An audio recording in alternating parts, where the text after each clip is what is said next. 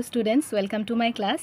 আৰু আজি মই লৈ আহিছো তোমালোকৰ ষষ্ঠমান শ্ৰেণীৰ অসমীয়া পাঠ্যপুথিখনৰ পাঠ 5 ৰিমঝিম বৰষুণ আহে।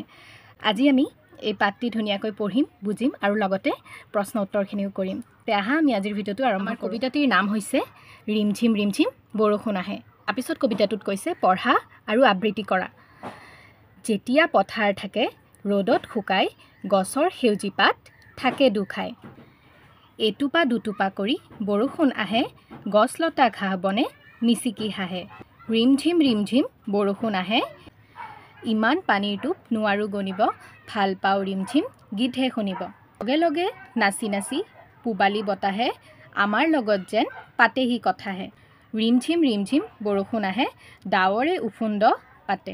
বিজুলীয়ে হাঁহে আকাশৰ চকু পানী বৰষুণ আহে। ইমান টোপালবোৰ অকণি অকণি নোৱাৰো কৰিব শেষ গণি গণি গণি। বৰষুণ আঁতৰিলে বাজলে ওলাও মেলি দিওঁ নিজৰাত কাগজৰ নাও। ঢৌৱে ঢৌৱে নাচি নাও যাই লাহে লাহে নীলা আকাশত যেন জোনটি হৈ ভাহে। ৰিমঝিম বৰষুণ আহে। আৰু এই কবিতাটোৰ কবি হৈছে আমাৰ নৱকান্ত বৰুৱা। ইয়াত নৱকান্ত বৰুৱাদেৱৰ বিষয়ে সবিশেষ ইয়াত জনোৱা হৈছে। তোমালোকে এইখিনি পঢ়িবা কিয়নো ইয়াৰ পৰাও কেতিয়াবা প্ৰশ্ন কাটে। প্ৰথম প্ৰশ্নটো আছে তলত দিয়া প্ৰশ্নসমূহৰ শুদ্ধ উত্তৰটো বাছি উলিয়াই সঠিক বৃত্তটো পূৰ কৰা। প্ৰথমতে কৈছে ৰ'দত গছৰ সেউজী পাতবোৰ কিদৰে থাকে। আৰু আমি কবিতাটোত পাইছিলোঁ যেতিয়া পথাৰ থাকে ৰ'দত শুকাই গছৰ সেউজী পাত থাকে দুখাই, অৰ্থাৎ দুখাই থাকে। ইয়াত আমাৰ অপশ্যন আছে এ হাঁহি থাকে, বি দুখাই থাকে, চি নাচি থাকে আৰু ডি উফন্দ পাতি থাকে। গতিকে তোমালোকে খ নম্বৰ অপশ্যনটো দুখাই থাকে। ইয়াত তোমালোকে বৃত্তটো পূৰ কৰিবা। কবিয়ে কবিতাটোত কি গণিব নোৱাৰাৰ কথা কৈছে।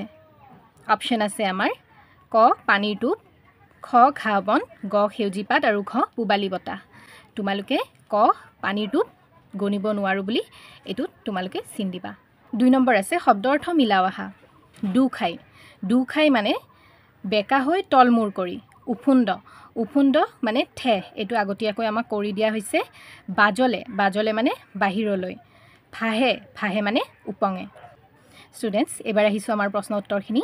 3 নম্বৰ তলত দিয়া প্ৰশ্নবোৰৰ উত্তৰ কোৱা আৰু লিখা। ক নম্বৰ প্ৰশ্নটিত কৈছে কবিয়ে পথাৰ আৰু গছৰ সেউজী পাতবোৰ ৰ'দত কেনেদৰে থাকে বুলি কৈছে।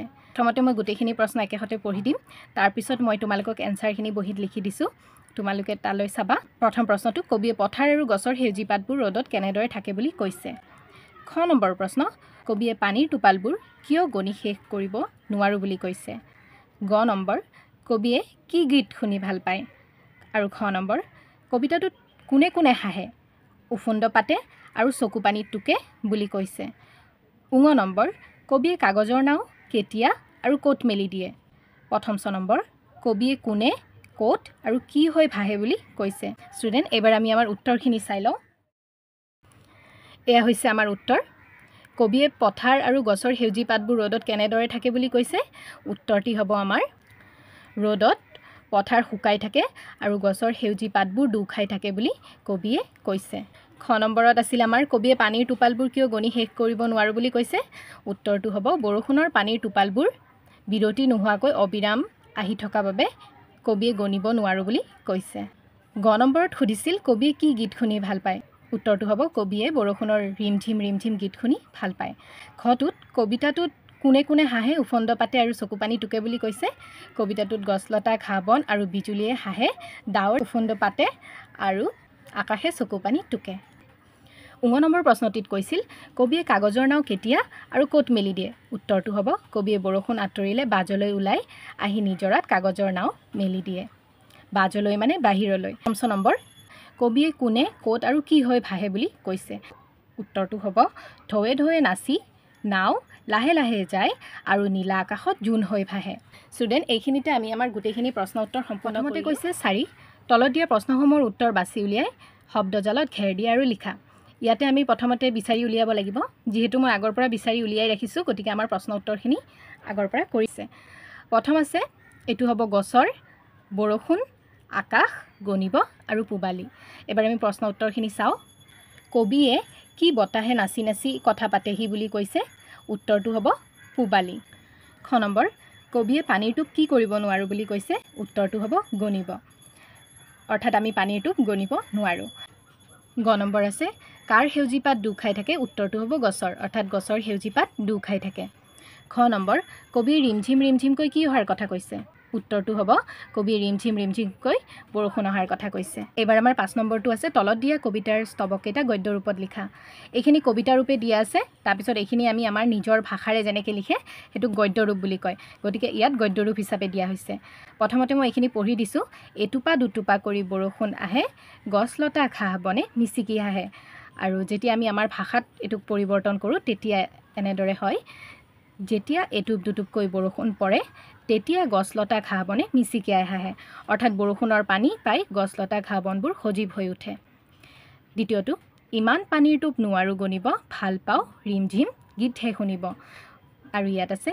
ইমান পানীৰ অকণি অকণি টোপ গণিব নোৱাৰি সেই পানীৰ টোপৰ শব্দৰ গীত শুনিহে ভাল পাওঁ তাৰপিছত বৰষুণ আঁতৰিলে বাজলে ওলাও মেলি দিওঁ নিজৰাত কাগজৰ নাও অৰ্থাৎ বৰষুণ গুচি গ'লে আমি কি কৰোঁ বাহিৰলৈ ওলাও আৰু বাহিৰলৈ ওলাই কাগজৰ নাও মেলি দিওঁ ইয়াতে এইটো এনেদৰে লিখা আছে বৰষুণ আঁতৰিলে বাজলৈ ওলাই আহি জমা হোৱা বৰষুণৰ পানীৰ কাগজৰ নাও মেলি দিওঁ 6 নম্বৰ আছে কবিতাটোৰ পৰা অন্তৰ্ধ্বনি মিল থকা শব্দবোৰ মিলাই লিখা মানে শুনিবলৈ যেতে একে একে হয় তেনেদৰে অন্তৰ্ধ্বনি মিলিব লাগিব যেনে ধৰা তোমালোকৰ খুকাই খাই আহে হাহে গণিব শুনিব বতাহে কথাহে অকণি গণি ওলাও নাও 8 নম্বৰ প্ৰশ্নটি তলত দিয়া শব্দকেইটাৰ বিপৰীত অৰ্থ বুজোৱা শব্দবোৰ কবিতাটোৰ পৰা বাছি উলিয়াও আৰু লিখা বিপৰীত শব্দ লিখিব দিছে প্ৰথমটো আছে কান্দে উত্তৰটো হ'ব হাহে পাৰো নোৱাৰো ডুবে সাতুৰে জপাই মেলি আৰম্ভ শেষ সুমাও নুসুমাও এবাৰ আছে বাক্য ৰচনা মই আগতীয়াকৈ লিখি ৰাখিছোঁ আখৰখিনি যেহেতু অলপমান বেয়া হৈছে তোমালোকে যদি নুবুজা মোক কিন্তু জনাব পাৰা মই নতুনকৈ আকৌ ভিডিঅ' দিম কিন্তু আশা কৰিছোঁ তোমালোকে বুজিবলৈ সক্ষম হ'বা প্ৰথমটো আছে পথাৰত ল'ৰাহঁতে ফুটবল খেলিছে বৰষুণ মইনাই বৰষুণৰ বতৰটো স্কুললৈ গৈছে ডাৱৰ আকাশত ক'লা ডাৱৰে আৱৰি ধৰিছে নিজৰাৰ পৰা কুলুকুলুকৈ পানী বৈ যায় আৰু নাও বৰষুণৰ বতৰত আমি কাগজৰ নাও বনাওঁ এবাৰ আহিছোঁ 10 নম্বৰ প্ৰশ্নটি তলত দিয়া পদ্যভাষী বাৰে বাৰে উচ্চাৰিত হোৱা ধ্বনিটো লিখা মানে যিটো আমাৰ বাৰে বাৰে উচ্চাৰণ হৈছে সেইটো আমি ইয়াত লিখিব লাগে ইয়াত চোৱাচোন বগাকৈ বগলী বহলাই বহিছে বলুকাত বিয়লি বেলা বকুল বাগৰিছে ববচা বনতে বুটলি বিলাওগৈ বলা ইয়াত চবতে প্ৰথমতে ব আখৰটো উচ্চাৰণ হৈছে গতিকে এইটো তোমালোকে লিখিব লাগিব ব